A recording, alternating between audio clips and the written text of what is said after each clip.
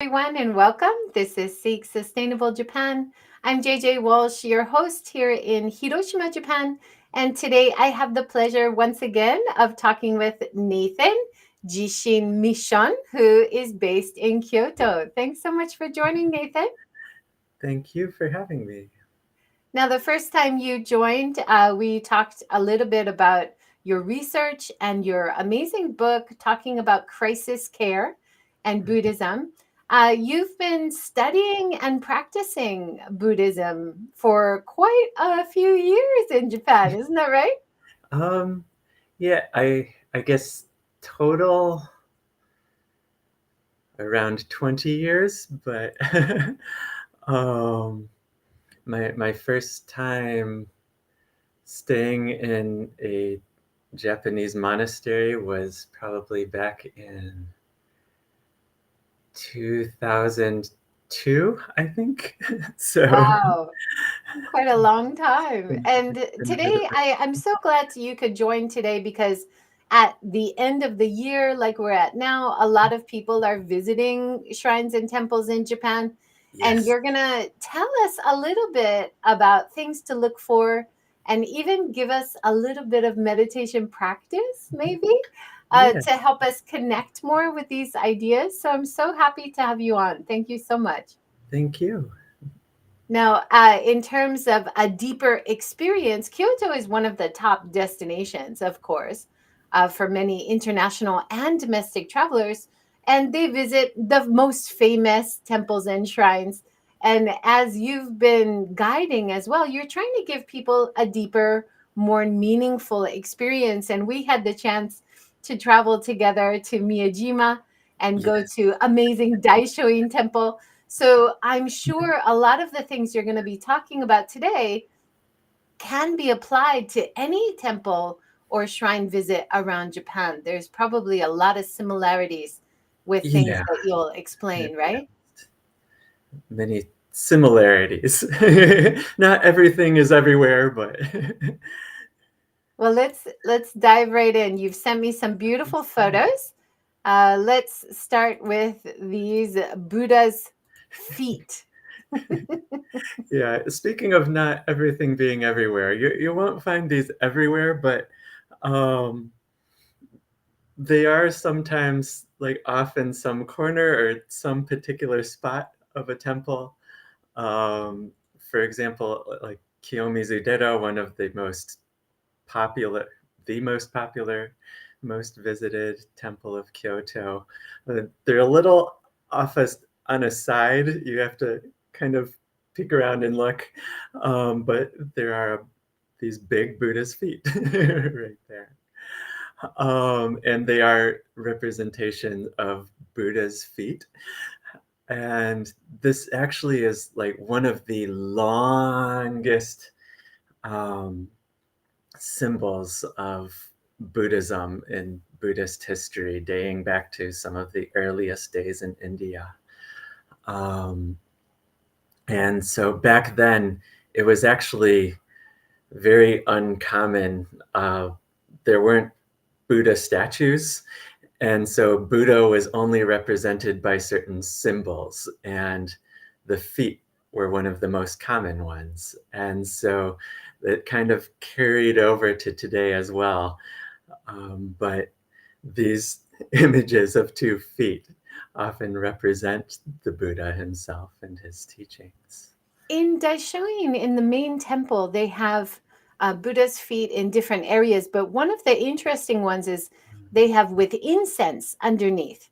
And if you stand on Buddha's feet and then you get the incense going on your feet as well, I thought that was an interesting deviation. So, are Yeah. you supposed to stand on Buddha's feet?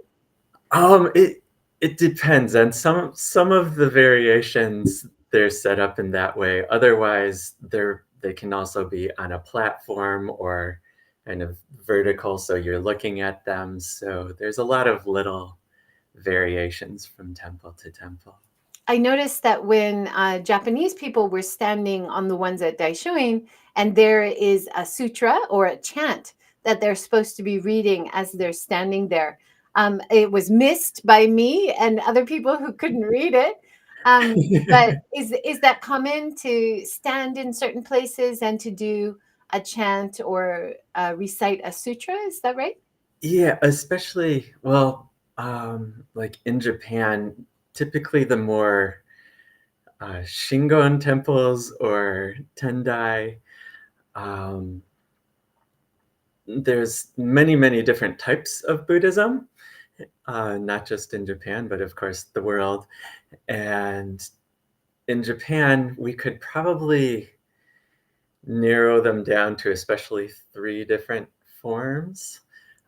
So the most common around are the Pure Land temples, and um, these are basically about the idea behind it was that there's many, many different Buddhas in the world and the cosmos, because Buddha simply means awakened one, and anyone can be awakened. So the Buddha isn't just one Buddha, but there can be many. And so this idea kind of developed and formed that, especially throughout the whole cosmos, through the history of the universe, there must be many, many Buddhas, right? And one of these kind of cosmic Buddhas who's also represented is called Amitabha, or Amida in Japanese. And Amida made this wonderful, all embracing vow that anyone who wishes to um, be reborn in this, what he called a pure land that he would create, they could be essentially, it's like this heavenly perfect realm land that is set up so anyone there could be enlightened, awakened. And so just have to focus on um, Amitabha, and ideally chant his name as well. So it is a kind of mantra. Um, but in some ways, it's a lot easier because it's like there's a lot of these other Buddhist practices that could be really, really hard to do. But if you don't want to focus too much on that, just focus on Amitabha and move the bigger goal to the next life. So um, just for now, focus on Amitabha. And that kind of Buddhism, in some ways, is much easier. So this became the most popular kind of Buddhism in Japan, and what you see as most of the temples. Um, Is there an image that we have of Amitabha? yeah, it it is a little later on, but if you had a way and you wanted to skip over to that now, I think the next slide or two, one more maybe. This You Oh, just after this would be. Yep. One more, maybe. so many images. Sorry. This one? Yeah, this one is Amitabha. So, um, How can you tell it's Amitabha? Are there defining features? good question. For one, this one lists below on his name, Amida Nyorai. So, Amida is the Japanese for Amitabha, but Amida is often holding his hand up like this. Um, in other ways, he can also be a central figure of some of these temples, and so we just know, okay, this is Amida Buddha. Um, Otherwise, it's Amida can look very similar to some other ones, so it is a little bit tricky sometimes as well. Um, The but he's hand often gestures, marked. the hand gestures are always so interesting to look at of the different Yeah, they statues, really right? are. And they each have their own different meanings too. So here, is he going like this? Yeah. So this The is a okay teaching. sign, right? Sorry. Yeah, this is a teaching mudra actually. So it means that he's conveying or the teachings of Buddhism to Wow. others. And then this one, you talked about this one in a short video at Daishoin, holding the finger, right? Yeah, kind of interesting mudra. So this one gets into this different form of Buddhism, which gets a lot more complicated, what we call in English sometimes esoteric Buddhism, or Mikyo in Japanese. And this figure is called Dainichi in Japanese, Dainichi Nyorai. And so in the Japanese name, it basically means big sun or big light, grand light. And as opposed to like the historical Buddha who actually offered these teachings, was born and was a real human on this earth 2,500 or so years ago. That, as opposed to that, Dainichi is more kind of a personification, a symbol of this essence, I guess you could say, of all the light and purity of the universe. And so that's like the meaning behind this grand light. And so it's all this pure light and goodness that's supposed to be in there within the whole universe, and that we can have access to through these practices as well. And so these symbols that come up are we call mudras, kind of ritual hand gestures in these statues.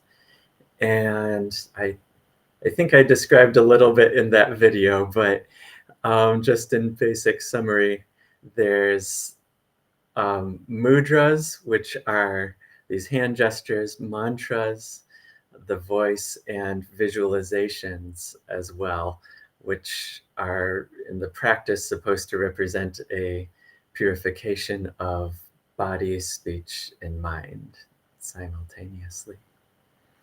Wonderful. Thank you so much. One of the most common images you will see at a Yeah. Buddhist temple is Fudomyo. Now, you described this image to me as tough love, right? Yep. Yeah, Can you so tell us a bit? Yeah. sure.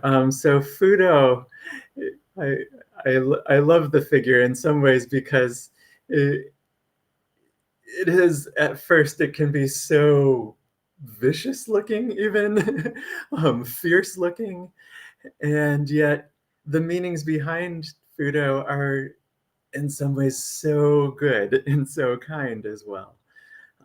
So it can be so interesting in that way.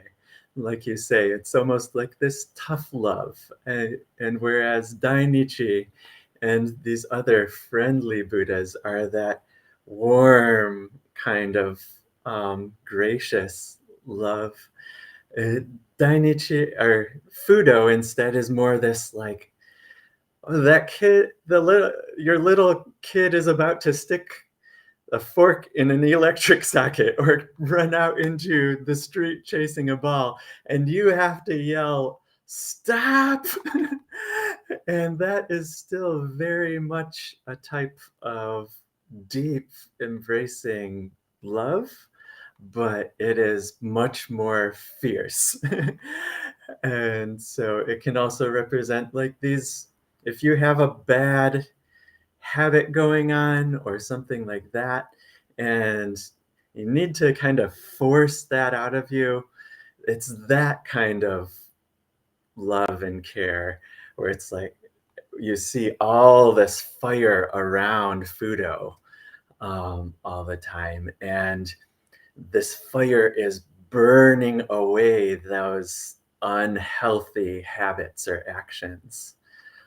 So all the greed, um, just kind of, you can even take a moment and imagine that greed that you might find in you, or another type of unhealthy habit just burning away in a sense.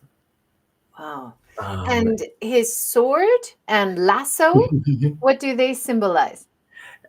so honestly, there can be a few slightly different explanations, but the most common one given is the lasso is kind of whoop, catching our unhealthy attachments, and that sword cuts the connection to it. So uh, there we go, away from our unhealthy attachments in that way. Wow.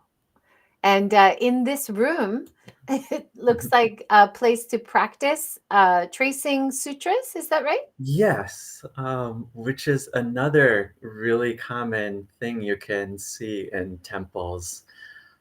Sometimes they're way off to the side and not as clearly marked for English speakers, but other times they can be more clearly marked, so it really depends. But either way, it's a fairly common practice that you'll see. And these also, it's in many ways, a type of mindfulness activity, a type of contemplative activity, where just the practice of writing the letters as you go along, really concentrate on relaxing the body, relaxing the mind as you focus on the writing and just copying of letter to letter. So it's in many ways a type of moving meditation for those who aren't as comfortable with just sitting and just silent sitting. This is also one sort of meditative practice that's available uh, to try, and can move your hand and just even focus on the feeling of the pen or brush in your hand, how it feels on the paper, and even optionally practice this, like focusing on a type of goodness from your heart, flowing into the paper, out into the world, as you bring your brush through those strokes from one stroke to the other. So, yeah, another option of a contemplative practice available in many temples as well. Yeah, it's something that a lot of tours to famous temple areas will have guests do. And it's a comment that a lot of international guests actually say is, I have no idea what I'm writing. I have no idea how I'm supposed to write it. But what you said just now about making it a meditative mindfulness kind of exercise, it doesn't really matter as long as you're trying to kind of clear your mind and Yeah. even if you can't understand it. Is that right? Yeah, if you make a mistake or something, don't really worry about that so much. In some ways, worrying about a mistake is almost a distraction in itself. So, just focusing on the relaxing of the mind as you're doing it, and not worrying too much about the letters themselves is almost a better way. Yeah. And then I did one recently, and I was able to donate it to the Sacred Fire because I didn't need to keep it. It wasn't beautiful, and for me, the practice of doing it was the reason to do it. It wasn't to get something to take home. I know some people like to take it home, so it's nice there's that option. Which Yeah. brings us to the next photo about the Sacred Fire. Can you tell us a little bit about the fire ceremony? Yeah, so in Japanese, this is called goma, and it actually comes from Indian traditions. It was somewhat adopted into Buddhism from Hindu traditions, or it's called homa, slightly, just a slight difference in pronunciations.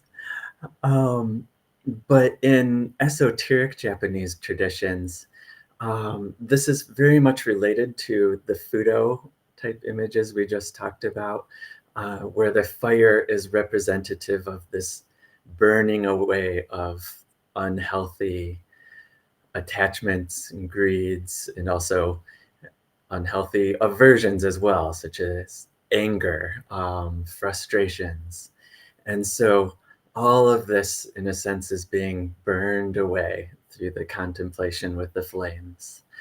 And often the Goma, not just, it can be both for personal, but also as a prayer in some sense for specific people.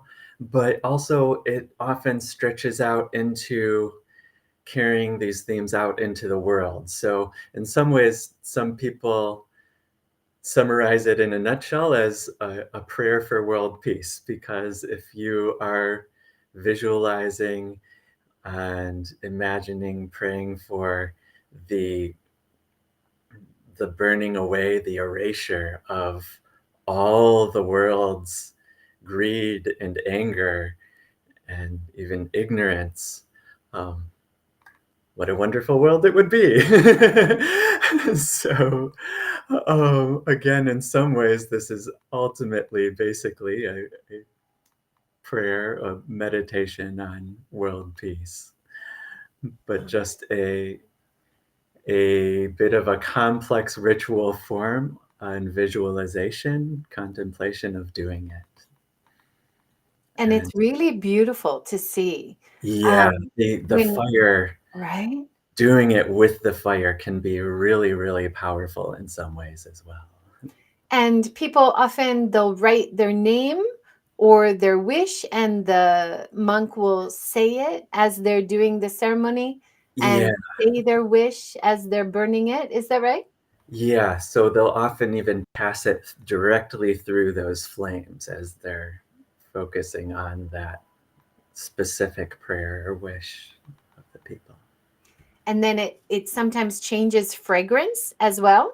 Yes, because there are many different little things you put into the flames as well through the ritual. So all these different little herbs and plants and spices, even.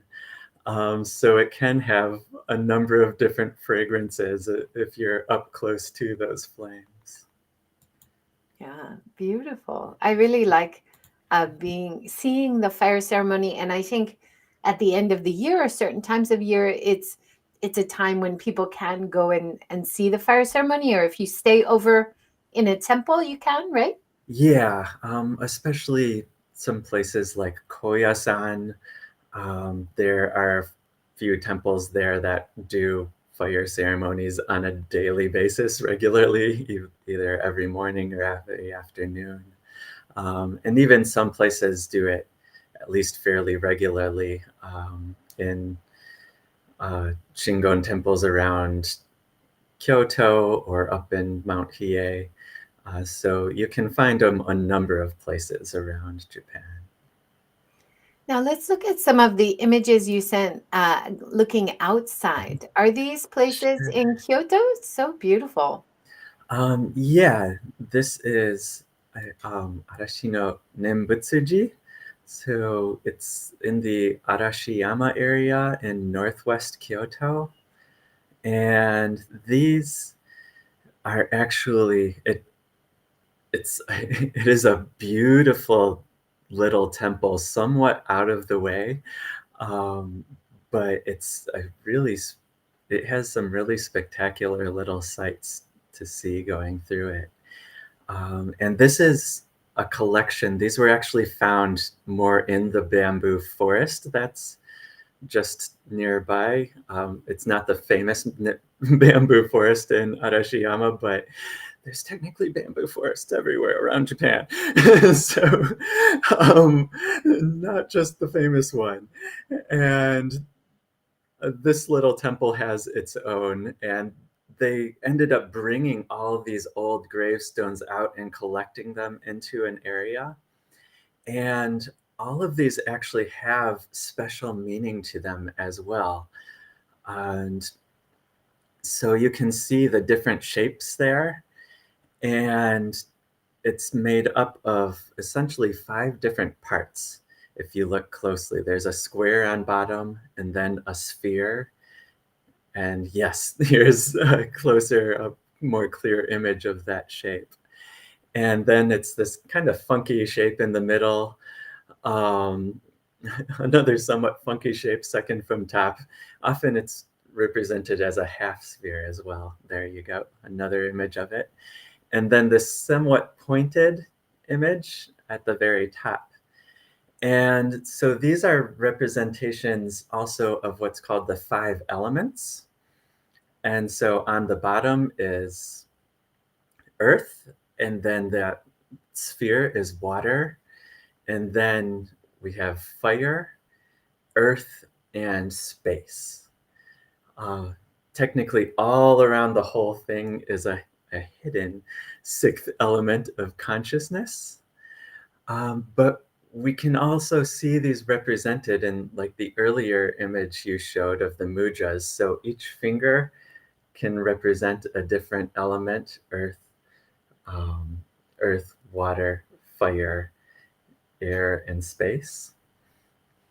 And these elements also um, can be represented by different Sanskrit syllables. Um, so I guess if you put my image back, or can put on the image, it might be reversed, but either way, it's a Sanskrit image that represents different vibrations, essentially, of the universe itself. So um, there's, in many ways, a lot of deep and beautiful philosophy and practice behind these images too. If you don't mind, actually, I could read one quote. It's kind of deep, um, but this is from Kukai. And so he's the founder of Shingon. Whoops. So the founder of the Shingon tradition in Japan. He says, the moment that the inner breath and the outer air begin to move, vibration inevitably arises. This is called sound. Vibration always relies on sound. Thus, sound is the source of vibration. Sound arises and is never meaningless. It is always the name of a thing. This is called letter.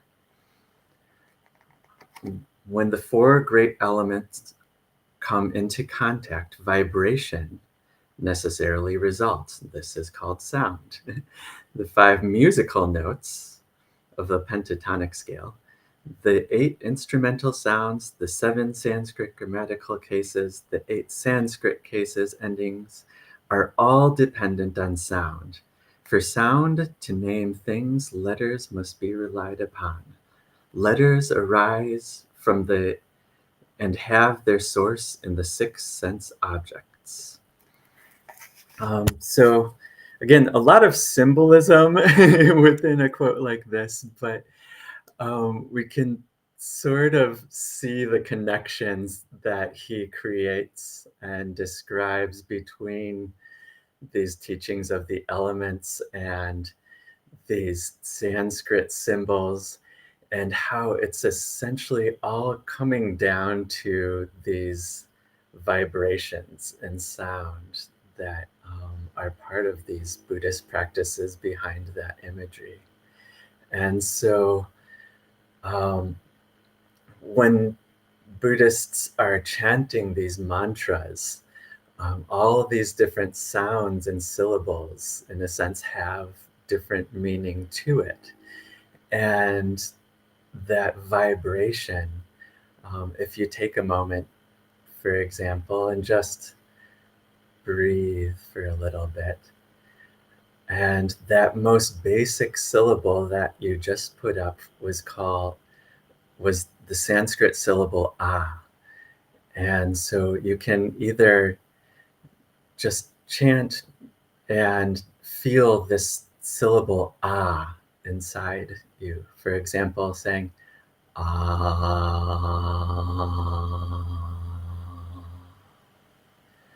or even just a more quiet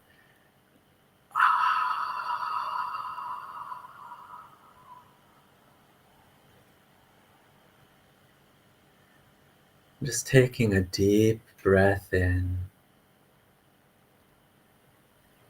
And as you take that deep breath out, just feel that air coming through with this basic ah sound.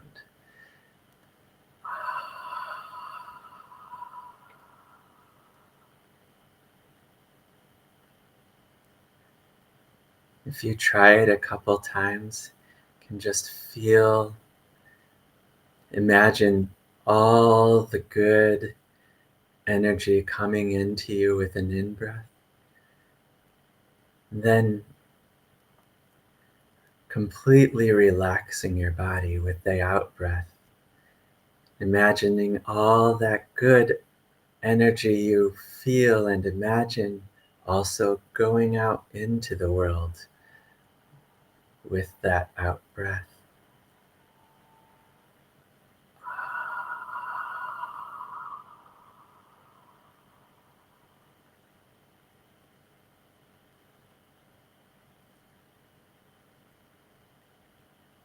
And so in this way, when we breathe with these little sounds, we can actually use this also as an early device in meditation practices to kind of calm the body in different ways or focus on different things.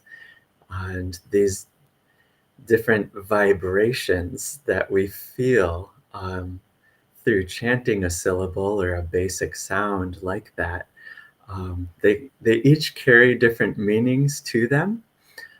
So they can be different types of focus, but one of the most fundamental of all of these that's said to be is this basic sound ah. And so this is also the representation of the Dainichi, who we talked about earlier, who is all this pure light and goodness of the world, of the universe. And so in some ways this is one form of meditation too, where you can just imagine that light and goodness coming into you or arising in you, and also going out into the world around you too, as you do these breaths in and out. And so in some ways, this ah sound is considered the most fundamental of all of these syllables and vibrations. And that ah can be one kind of just basic little meditation and contemplative devices that is also one way to practice if you don't want to just sit silently, to imagine this ah syllable or imagine all this light and goodness and purity, um, and to even as an extra option imagine this going out um, around you as well, which can feel good because you're not just in a sense joy and happiness. It doesn't mean that we have to, it's not like money where if we give money away we don't have that money anymore. Happiness and joy, the more we feel it and the more we share it, it doesn't have to be something that comes from one to another. The more we share happiness, the more we feel happiness ourselves, the more others can feel good around us too. The more we give it away, the more good we can feel too. So in a sense, that's one of these basic teachings that come with such practices as well.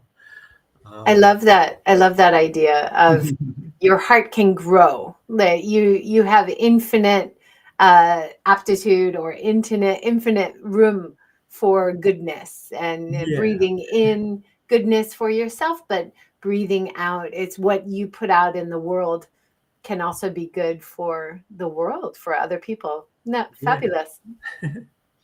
We had a comment from Z on YouTube. I don't have time to breathe.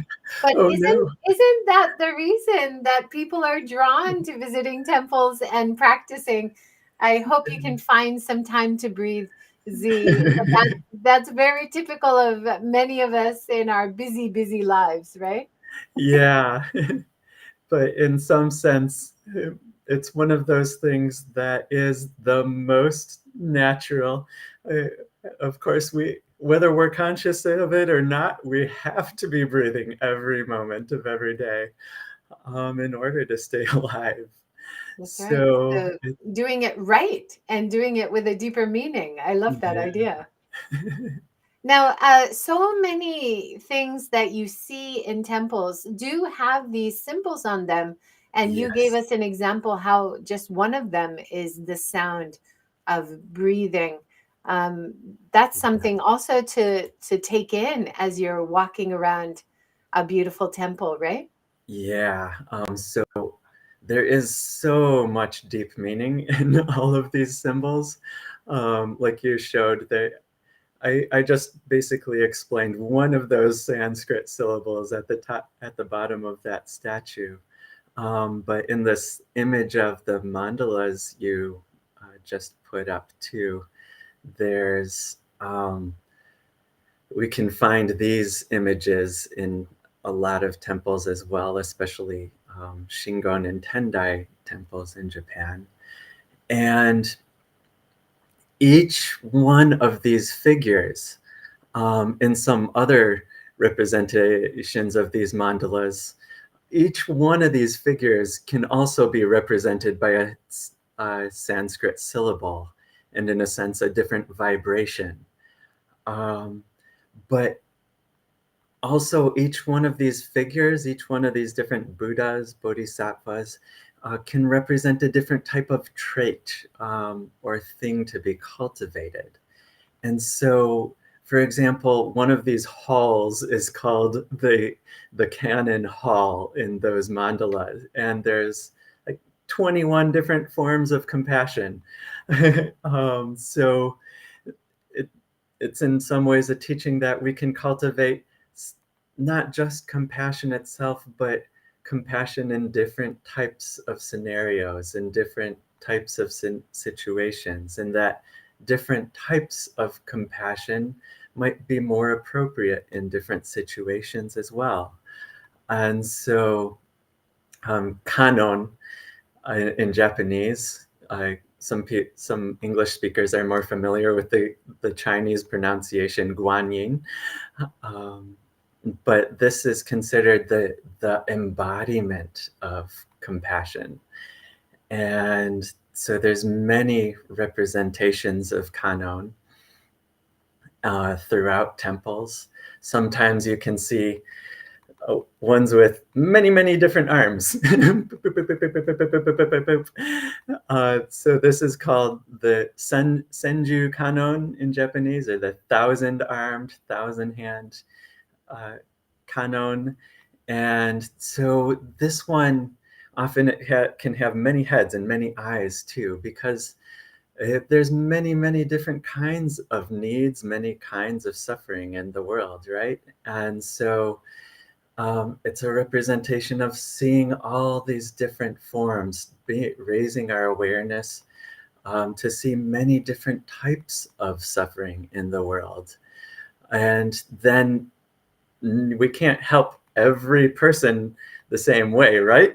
And so there's many, many different hands to represent the compassion to many different needs in the world, many different tools in each hand to help many different types of people depending on those needs. And so in many ways, I think this is a really, really beautiful type of symbol for compassion in that way.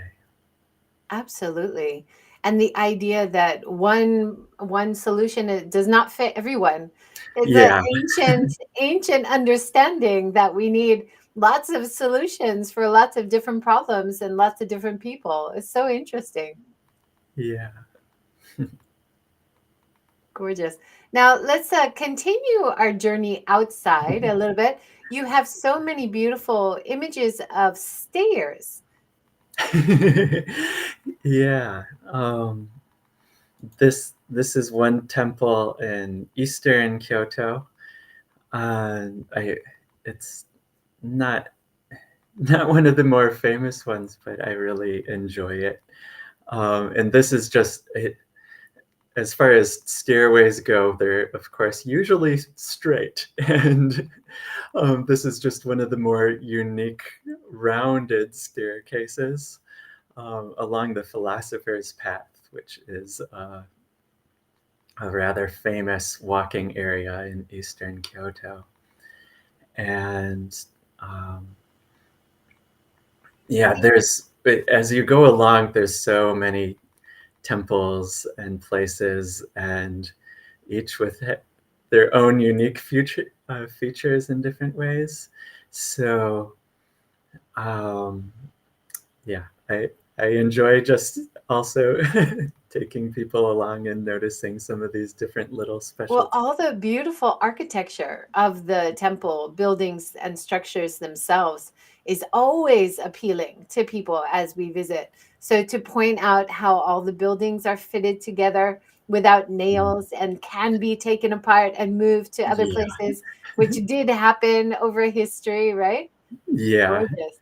yeah. And some people are quite surprised at all the weight being held on these structures that, as you say, have not a single nail in them. And yet they've survived through all these huge earthquakes and everything. And so it's some amazing, in some ways, some amazing old technology of building. Yeah, absolutely. Now, this was interesting to me. People often ask about Zen Buddhism, and I think I asked you as well, and you said, "How many years do you have?" Zen Buddhism understanding, of course, is a very, very deep subject. But are we looking at kind of a Zen rock or sand garden here? Yeah, I mean, this is actually technically a Pure Land temple, but these types of gardens did get more popularized in the Zen temples and Zen tradition. Um, right, they are gardens, but the may rather than flowers or something like that, where we often think of in the West and English speaking countries and places. In some of these Japanese gardens, they are mostly rocks or sand that make up the basis of the garden or a particular space within the garden. And as you saw, there's often a lot of ripples created into it. Sometimes there can be a particular sort of island of moss and little things in the middle, and they can almost, in a sense, look and represent like little islands in the water. And the way the rocks and sand are raked represents these different ripples inside the water, and in some ways the impermanence through that water and the constant changing of the patterns that they rake into it, that things are always changing in I think that another great philosophy for life, isn't it? life. Yes. How things are always changing and the beauty of simplicity, Yeah. right? Looking at such a simple design and getting deeper meaning or even just getting enjoyment from simplicity is a wonderful thing, isn't it? Yeah. For sure. Now, one of the symbols you talked about is it looks like a wheel. It looks like a sailing ship, right? Yeah.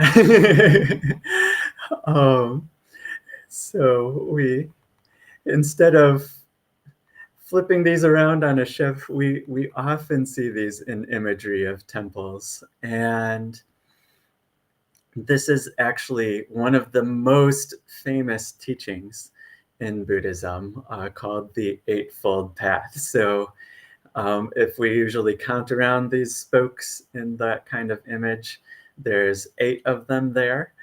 And so these are, in some sense, no, although there's many, many different Buddhist traditions, every one of them goes back to this eightfold path and what is called Four Noble Truths, which is actually the first part of the Eightfold Path as well, what is called right view. And so Buddhist philosophy in many ways is very embodied, very practiced from moment to moment. So just as an example of what is in these spokes, right view is said in the Buddhist texts um, to be this view of life and the view moment to moment of these Four Noble Truths, which are um, suffering or stress, but then there's actions or things to do with each of these so-called noble truths. So if we recognize suffering or stress, what's the action or the contemplation with that? It is to examine it fully, to really look at it and observe it in depth. And so we come to an understanding of that suffering or that stress. This leads to the second noble truth, which is the origin of that suffering, the origin of that point of stress. And so, what's the action or the thing to do with that is to let that go. Um, there can be many ways to let it go. It's not always easy, but to find that way to let that go. We can't do that without first being aware of it and finding the cause. But once we do that, trying to let that go. And that leads to this third um, noble truth, which is um, the cessation of that stress or suffering. And so uh, once we let that go, we see, oh, it feels a little better now. um, and so we observe then that difference and see how things have changed and see um, this is how we came to this point. So in some ways, we're slowly learning and learning our minds better at how we release ourselves from different stressors in our life and in the world.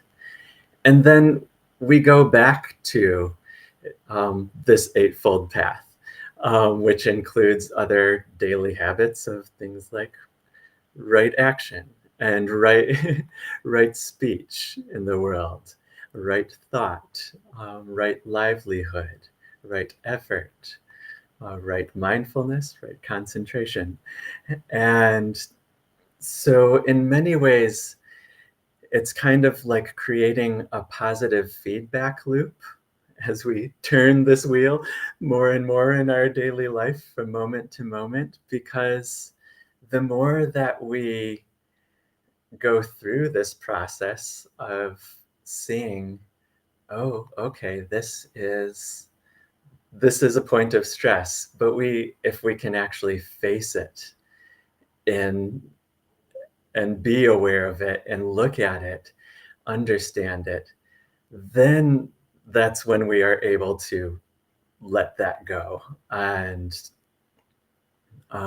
move on in life. And this ends up creating deeper awareness of within our mind, of our actions, of our speech in daily life as well.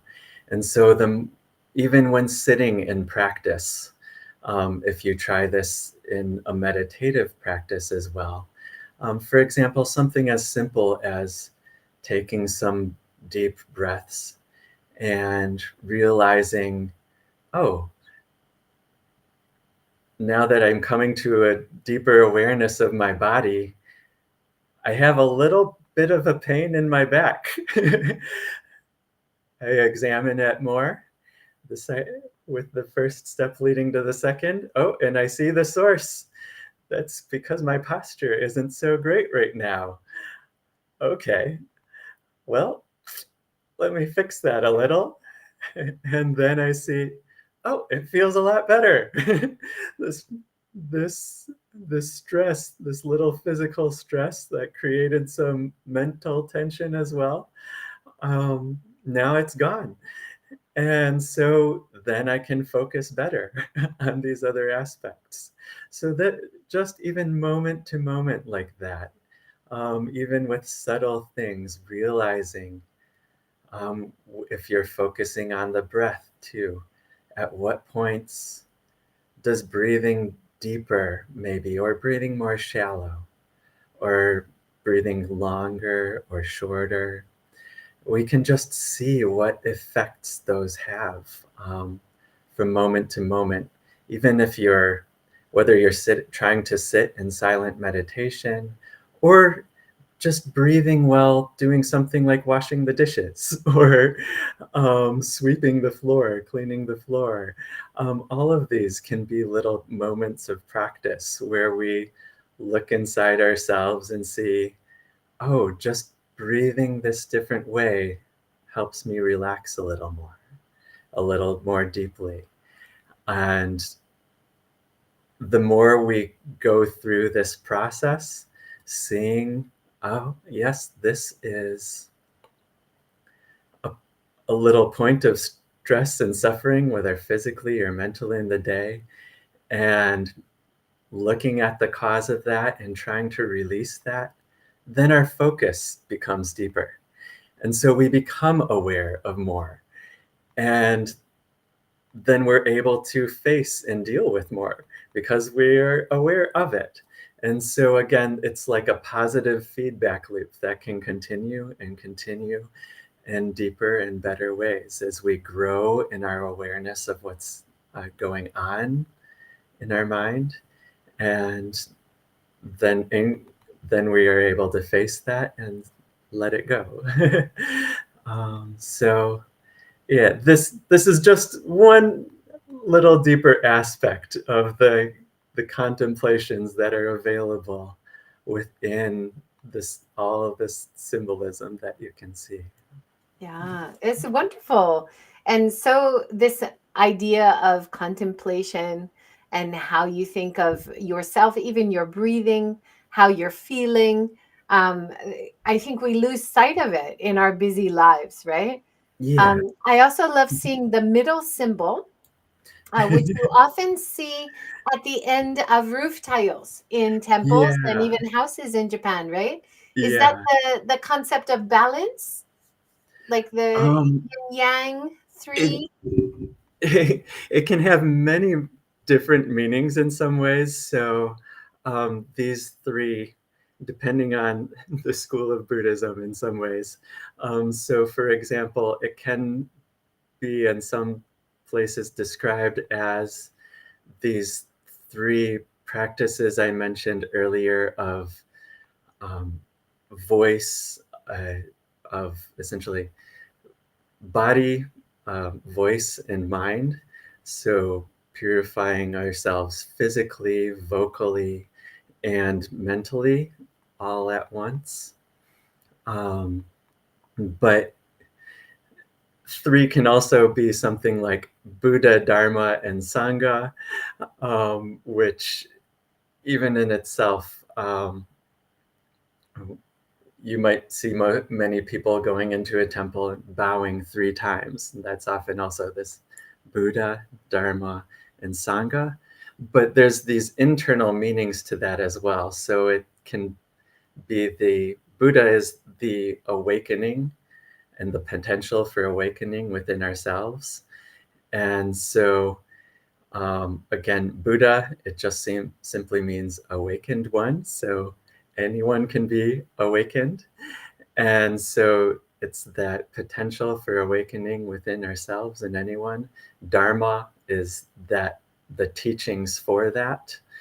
Um, and Sangha, the third one, is the community of people who uphold and carry on those teachings through generations of life. So um, these 3 points can actually have a lot of different meanings and interpretations. Buddhism is full of these little lists, and 3 is a really common number. So the explanations can vary from time to time as well. Yeah, wonderful. There's so much here. And Nathan, I'm apologize. We're asking you to simplify such deep, deep concepts, but I think this often happens with visitors, right? They don't have the time or the energy or, to spend years in, but they want to understand a Sure. little bit. And I think that's so positive about sustainable travel. They are really interested, but it is very difficult, I imagine, to explain simply, right? Yeah, but at least with time to go a little more in depth with people, then we can um, not only share a little more of this deeper meaning involved, but I think hopefully allow people to have those moments to take a breath and really stop and let those experiences settle in for a little bit. Um, Not rushing through, but yeah, taking your time when you visit temples and shrines in Japan to notice these details and to notice these small things and think about how it can affect you. I love this. We haven't had a chance to talk about this yet. Another beautiful spot. I love that the combination of nature and the beautiful architecture of a temple yeah, is one of the best combinations when you're traveling in Japan, right? Is this yeah. in Kyoto? This is technically just about a 15-20 minute ride from Kyoto Station. So just as close as some of the temples in Kyoto, but technically the next city over to the east called Otsu, a temple called Ishiyama Dera, or Ishiyama Temple, which literally means stone mountain temple. As you can see in that picture, a very fitting meaning too. So beautiful. There are so many places outside of the main top sites that everybody thinks they have to go see. Are there any other places that you would recommend, or just wandering around your nearby Sure. area in Kyoto, you'll find some beautiful places, right? Oh, definitely. I mean, there's hundreds of temples throughout Kyoto, but those are some. Ishiyama Dera just outside is an incredibly beautiful place. The one we showed earlier, Arashi no Nembutsuji, and there's one just to the north of. Oh, this one as well.